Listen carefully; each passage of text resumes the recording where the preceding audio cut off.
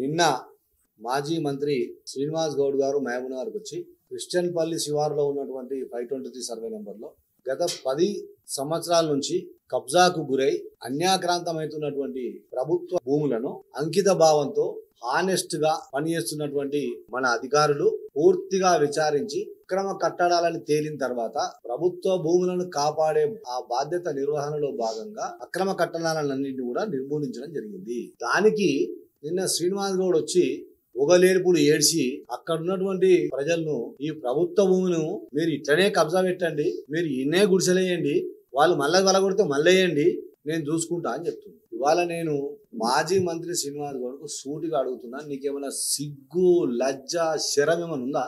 10 ఏళ్ళు నీ పరిపాలన మళ్ళీ ఈ అనాథలు, ఈ వికలాంగులు, ఈ 2 కళ్ళు లేనటువంటి వాళ్ళు నేను చూపించావు కదా, వాళ్ళందరినీ కనబడలేదా? అధికారం పోయినాక కనబడుతున్నారా? లేకపోతే ప్రజలందరూ పిచ్చోళ్ళు అనుకుంటున్నావా? ఈ రోజు అక్కడ ఏడుస్తున్నటువంటి వాళ్ళ ప్రతి ఏడుపుకు కారణం నువ్వు.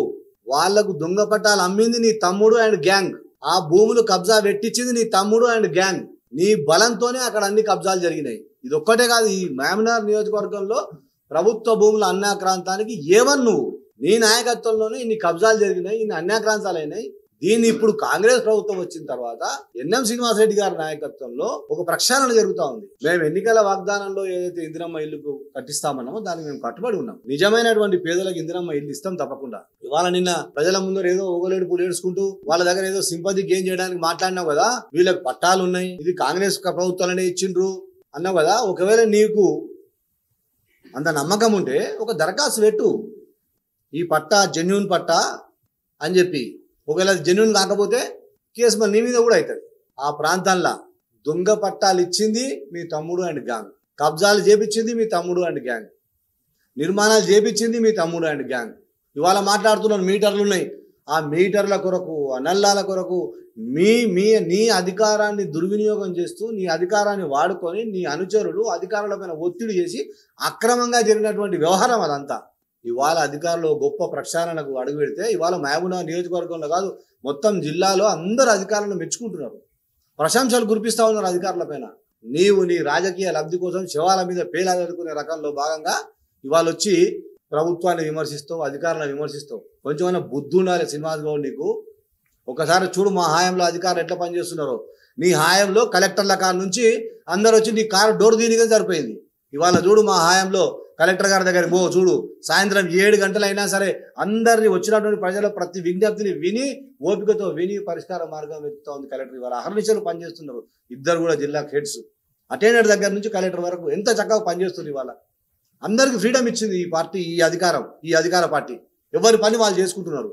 వాళ్ళ పనిలో భాగంగా, వాళ్ళ డ్యూటీలో భాగంగా నీతిగా నిజాయితీగా ప్రభుత్వ ఆస్తులను కాపాడడానికి అటు ముఖ్యమంత్రి గారు చూపించినటువంటి దిశానిర్దేశంలో జిల్లా మొత్తం రాష్ట్రం మొత్తం ప్రయాణం చేస్తూ ఉంటే, వాళ్ళ ప్రక్షాళన చేస్తూ ఉంటే నీవు ఓర్వక చూడలేక అబద్ధ మాటలు చెప్పి ఆ ప్రజలను మోసం చేసే ప్రయత్నం చేస్తా ఉన్నావు. ఆ ప్రజల ముందర ఏదో మార్కులు కొట్టే ప్రయత్నం చేస్తావు. ఇది మానుకోవాలని సీరియస్గా హెచ్చరిస్తా ఉన్నా శ్రీనివాస్ గౌడ్. నువ్వు అసలు ఈ పట్టాలే కాదు, డబల్ బెడ్రూమ్లు అమ్ముకోలేదా నువ్వు? నీ బండ్ల డెస్క్లో పెట్టుకొని ఏడబడతాడు ఎవరికి పడతాడు రాసి ఇయ్యలేదా? అధికారులను ఒత్తిడి చేసి ఎంటీ పట్టా సర్టిఫికెట్ల మీద సంతకాలు తీసుకోలేదా? ఇన్ని తప్పులు చేసి, ఇన్ని అవినీతులు చేసి, ఇన్ని అక్రమాలు చేసి, ఇంత అధికారాన్ని దుర్వినియోగం చేసి సిగ్గు శరం లేకుండా మళ్ళీ వచ్చి నీతులు వల్లిస్తున్నావు. మహబూబ్నగర్ ప్రజలు పిచ్చోళ్ళు కాదు, వాళ్ళ ఉసురు తగులుతుంది. ఉసురు తలిగే నీ వీడికి వచ్చినావు, నీవు ఆపోజిషన్లోకి వచ్చినావు. వాళ్ళందరూ ఉసురు తలిగే ఆడికి వచ్చినావు. 2 లక్షలకు 3 లక్షలకు డబల్ బెడ్రూమ్లు అమ్ముకున్నా నువ్వు నీ తమ్ముడు మీ గ్యాంగులు కావా? నీ హాయంలో కాదా 2-3 పోలీస్ స్టేషన్లో 10 కేసులు అయినాయి? అక్రమంగా మా వాళ్ళ మీద కేసులు పెడితే అది అక్రమ కేసులు అని చెప్పి తీసేసారు మా కేసులు. నీ అధికారాన్ని ఉపయోగించుకొని అమ్ముకుంటుంటే లాస్ట్కు నీ దగ్గర పనిచేసే ఒక అధికారి కొడుకు బలే కదా. ఏం ముఖం పెట్టుకొని మాట్లాడతావు దీని గురించి? ప్రజలకందరికీ, మహబూబ్నగర్ ప్రజలకందరికీ కాంగ్రెస్ పార్టీ తరఫున, అధికార పార్టీ తరఫున చేతులు జోడించి నమస్కరిస్తూ వేడుకుంటున్నా. అర్థం చేసుకోండి. ఎన్ఎం శ్రీనివాస్ రెడ్డి గారి నాయకత్వంలో ఈ మహబూబ్నగర్లో, రేవంత్ రెడ్డి గారి నాయకత్వంలో, గౌరవ ముఖ్యమంత్రి రేవంత్ రెడ్డి గారి నాయకత్వంలో ఈ రాష్ట్రంలో ప్రభుత్వ ఆస్తులను, ప్రభుత్వ భూములను కాపాడే ప్రయత్నం జరుగుతూ ఉంది. ఒక ప్రక్షాళన జరుగుతూ ఉంది, ఒక యుద్ధం జరుగుతూ ఉంది. అర్థం చేసుకోవాలి, సహకరించాలి. అధికారులకు కానీ నాయకులకు కానీ మీరందరూ సహకరించాలి. అర్థం చేసుకోండి. ఇవాళ నిన్న జరిగిన సంఘటనలో మేము బీదోలో మనం ఏడుస్తూ ఉన్నారే, మళ్ళీ వాళ్ళకు దొంగ పట్టాలు అమ్మింది ఎవరు?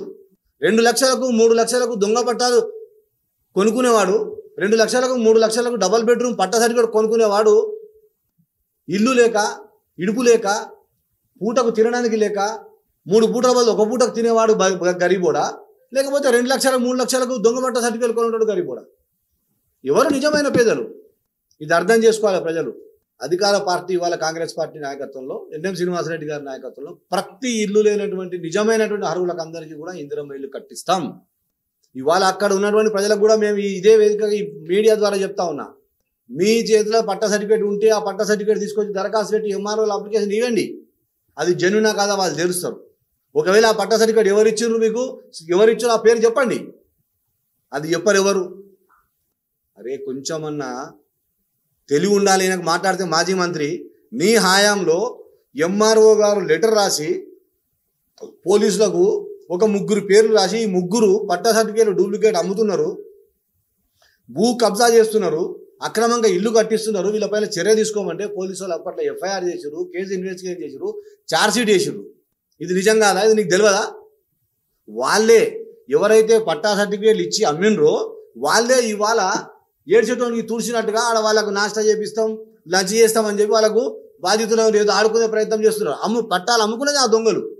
ఈ వేదికగా నేను పోలీసు వారిని కూడా నేను సుమోటోగా దీన్ని స్వీకరించండి. ఆ దొంగ పట్టాలు అమ్మిన వాళ్ళు ఎవరు వాళ్ళని కూడా తేల్చండి, వాళ్ళని కూడా ఖచ్చితంగా శిక్షించండి, ఆ బాటలో ప్రయాణం చేయాలని చెప్పి యాక్షన్ తీసుకోవాల్సిందిగా ఈ పత్రికా ముఖంగా నేను పోలీసు అధికారులను కూడా వేడుకుంటా ఉన్నా. అసలు 86 ఎకరాల పైచిలుకున్నటువంటి 523లో గత కాంగ్రెస్ ప్రభుత్వం 1300 పైచిలకు పట్టా సర్టిఫికేట్లు నిరుపేదలకు ఇచ్చింది. మరి ఆ పట్టా సర్టిఫికేట్లు అన్నీ నాకు మళ్ళీ నీకు సిగ్గులేదా అని అడగడానికి నాకే సిగ్గవుతుంది. ఆ 1300 పట్టా సర్టిఫికేట్లను అధికారుల కలెక్టర్ని అడ్డం పెట్టుకొని ఆ రోజుల్లో మీ టీఆర్ఎస్ ప్రభుత్వం నువ్వు కాదా వాపసు తీసుకున్నది? డబుల్ బెడ్రూమ్లు అందరికి ఇస్తామని చెప్పి ఆ పట్టా సర్టిఫికేట్ వాపసు తీసుకున్న చీటరు నువ్వు కాదా? నీ ప్రభుత్వం కాదా? ఇచ్చిన మమ్మల్ని అందరికీ దాదాపు 10% మంది కూడా నువ్వు డబుల్ బెడ్రూమ్ లేలే. డబుల్ బెడ్రూమ్ అని అమ్ముకుంటారు మీరు ఇంటి వాళ్ళందరూ కలిసి, మీరు మీ కార్యకర్తలు మీ నాయకులందరూ కలిసి. ఎవరైతే పట్టా సర్టిఫికేట్ వాపసు తీసుకున్నారో కాంగ్రెస్ వాళ్ళు ఇచ్చినాయి, ఆ పట్టా సర్టిఫికేట్లకు మీరు డబుల్ బెడ్రూమ్ ఇవ్వలేదు. వాళ్ళందరూ హైకోర్టుకు పోయినరు. హైకోర్టు నుంచి వందలాది మంది మీకు మొట్టికాయలు వేసారు. హైకోర్టు నుంచి కూడా ఆర్డర్లు చేస్తే కూడా వాళ్ళకి న్యాయం చేయాలని దుర్మార్గులు నువ్వు పేదల గురించి మాట్లాడతావా? పేదల నోటికాడి బువ్వను గుంజుకొని తిని బలిచినటువంటి నాయకుడు నువ్వు ఇవాళ పేదల గురించి మాట్లాడతావా? మహబూనాను భ్రష్టు పట్టించినావు నువ్వు. అవినీతికి పరాకాష్ట నీ పరిపాలన. ఇవాళ వచ్చి ముసలి కన్నీళ్ళు గారుతా ఉన్నావు. చెప్పు, నేను చెప్తున్నది తవ్వద్దాం. 1300 పట్టా సర్టిఫికేట్లు మీరు తీసుకోలేదా? హైకోర్టులో కేసులు వల్లేదా? అధికారులకు ఆదేశాలు రాలేదా? వాళ్ళందరికీ నువ్వు డబుల్ బెడ్రూమ్లు ఇచ్చినావా?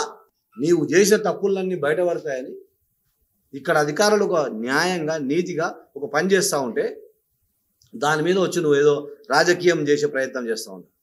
ఇప్పుడు ఒకవేళ నిజంగానే నీకు ప్రేమ ఉంటే ప్రజలపైన నిన్న అన్నావు, దొంగ పట్టాలు తయారు చేసిన వాళ్ళ మీద కేసు పెట్టండి.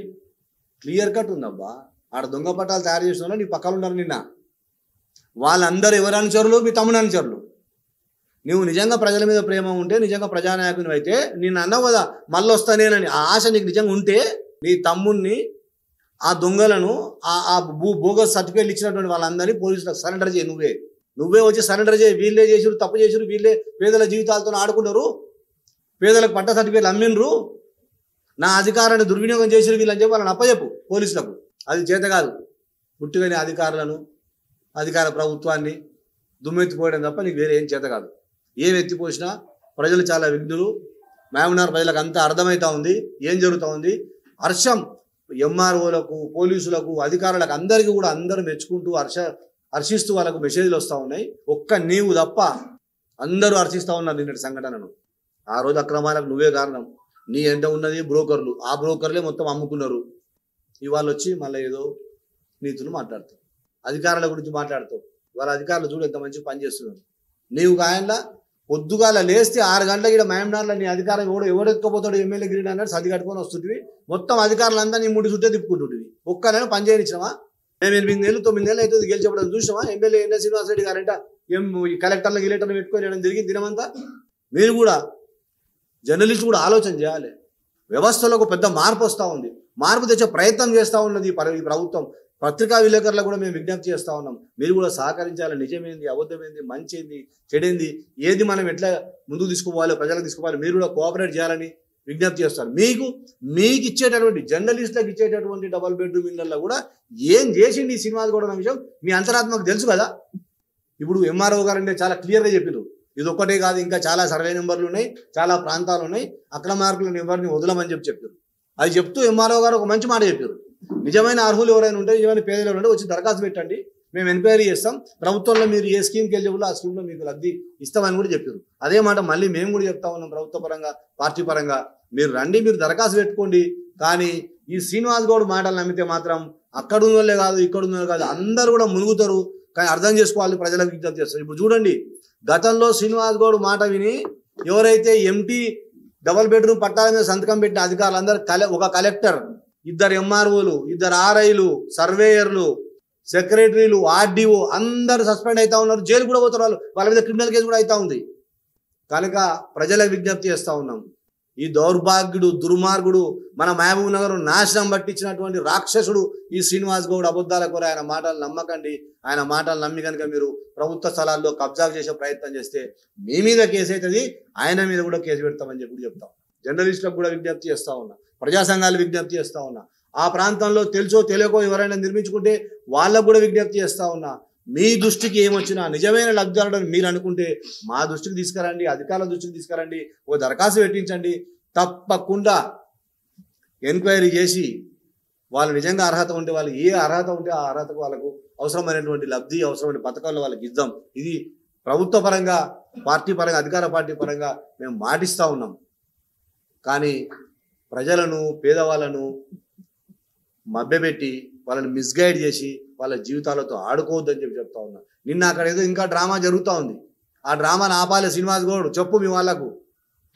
అందరి మీద కేసులు అవుతాయి. ప్రభుత్వానికి, అధికారులకు సహకరించండి. అందరికీ కూడా విజ్ఞప్తి చేస్తున్నాం అధికార పార్టీ తరఫున. ముఖ్యమంత్రి గారు అక్కడ పెద్ద ప్రభుత్వాన్ని శాసించి ప్రభుత్వాన్ని ఏమైనా చేయగలిగిన శక్తి ఉన్నటువంటి వాళ్ళనే ఉపేక్షిస్తలేదు ఇవాళ ఈ ప్రభుత్వం హైదరాబాద్లో. అసలు ఎంత ఇంకా చాలా ఉన్నాయి.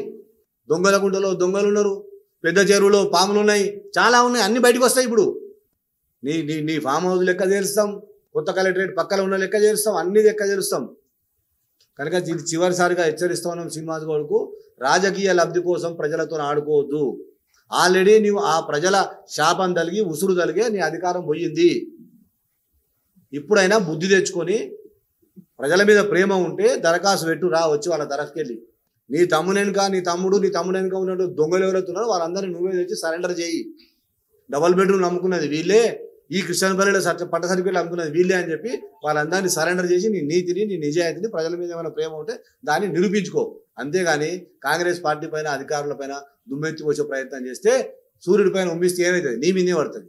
గట్ల అవుతుంది. ప్రజలకు అందరూ తెలుసు ఎన్ఎం శ్రీనివాసరెడ్డి గారు కానీ, అటు గౌరవ ముఖ్యమంత్రి రేవంత్ రెడ్డి గారు కానీ ఏ రకంగా పరిపాలిస్తున్నారు, ఎంత మంచి చేయాలనుకుంటున్నారో అందరికీ తెలుసు. కనుక ఇప్పటికైనా బుద్ధి తెచ్చుకొని పిచ్చి పిచ్చి మాటలు మాట్లాడకుండా, అసలు ఎట్లా మాట్లాడుతున్నారు మీరు జర్నలిస్టు? మీరైనా ఇప్పుడు మమ్మల్ని ఇన్ని ప్రశ్నలు అడుగుతారు కదా, నిన్న ఆయన మాట్లాడుతున్నారు కదా, మీరు అడగొచ్చు కదా, సార్ మరి ఈ కళ్ళు లేని కబోదులు వీళ్ళందరూ మీకు 10 ఏళ్ళు కనబడలేదా, వీళ్ళకి ఎందుకు మీరు జెన్యున్ పట్టారని మీరు అడగవచ్చు కదా అన్న. నోరా పాయకాన ఏది పడితే అది మాట్లాడతాం. 10 ఏళ్ళు కనబడలేదు ఆయనకు, వాళ్ళందరూ ఆ పేదోళ్ళందరూ 10 ఏళ్ళు మళ్ళీ ఆయన నిజంగానే పట్ట సర్టిఫికేట్ ఇచ్చింటే అదే డబుల్ బెడ్రూమ్ ఇచ్చింటే వాళ్ళు ఇంత పంచాయతీ లేదు కదా, ప్రభుత్వ స్థలము మిలుగుతుండే, ఆ ప్రజలకు కూడా ఇబ్బంది లేకుంటుండే. కనుక మహబూబ్ నగర్ ప్రజలకు, ముఖ్యంగా 523లో నిన్న ఇబ్బంది పడుతున్న వాళ్ళకు అందరికీ కూడా విజ్ఞప్తి చేస్తాం. ప్రజా సంఘాలకు, వివిధ రాజకీయ పార్టీలకు, జర్నలిస్టులకు అందరికీ విజ్ఞప్తి చేస్తా ఉన్నాం, ప్రభుత్వానికి సహకరించండి. ప్రభుత్వ ఆస్తులను కాపాడదాం, చెరువులను కాపాడదాం, అన్యాక్రాంతం కాకుండా కాపాడదాం. కాపాడిందంతా మళ్ళీ ప్రజలకే వస్తుంది కదా. ఇవాళ వాళ్ళందరూ ఒకరొకరు నేను చిట్టీలు చేసినా, లేకపోతే అదే ఇష్టం ఇదే ఇష్టం కట్టుకున్నాను. ఎందుకు కట్టుకుంటావు తల్లి? మీ కొరకు ప్రభుత్వం ఉంది. అన్న రేవంత్ అన్న నాయకత్వంలో, ఎన్ఎం శ్రీనివాసరెడ్డి గారి నేతృత్వంలో మీకు 5 లక్షలతో ఇందిరా మిల్లు కట్టిస్తాం. మీరు ₹1 ఖర్చు పెట్టకండి, మేము కట్టిస్తాం. న్యాయంగా, నిజంగా, లీగల్గా మీకు పట్టా ఇస్తాం, మీకు కట్టిస్తాం. వాని మాటలు, వీని మాటలు, దొంగల మాటలు వినకండి, మోసపోకండి అని చెప్పి విజ్ఞప్తి చేస్తా ఉన్నాం.